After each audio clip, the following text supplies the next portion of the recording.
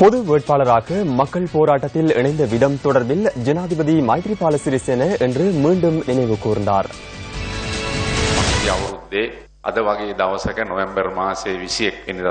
கடந்த வருடம் இதே போன்றதொரு நாளில் நவம்பர் மாதம் 21ஆம் திகதிக்கு முதல் நாள் முன்னாள் ஜனாதிபதியுடன் அப்பம் சாப்பிட்டு அடுத்த நாள் அரசாங்கத்திலிருந்து வெளியேறினேன்.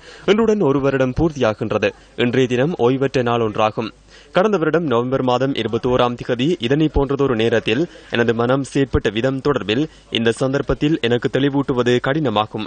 பாராளுமன்றத்தில் இருந்து பிரதமர் ரணில் விக்ரமசிங்கவுடன் முன்னாள் ஜனாதிபதி சந்திரிகா பண்டாரநாயக்க குமாரதுங்கவின் உத்தியோகபூர்வ இல்லத்திற்கு சென்றோம்.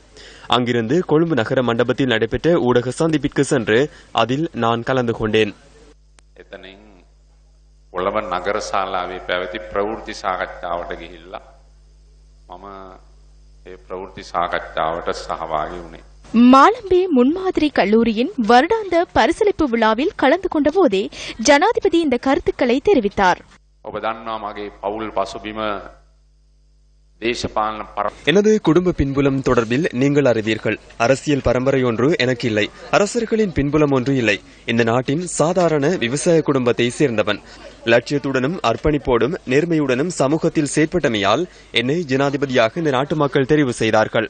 எமது வாழ்க்கையை அமைக்கவும் வாழ்க்கையை வெற்றி கொள்ளவும் சமூகத்தில் வாழவும் பாடசாலை கல்வி அவசியமாகும். நேற்று சமர்ப்பிக்கப்பட்ட எமது புதிய அரசாங்கத்தின் வரவு செலவு திட்டத்தில் கல்வித்துறைக்கு 4 மடங்கு நிதியை 2016ஆம் ஆண்டுக்காக ஒதுக்கியுள்ளோம்.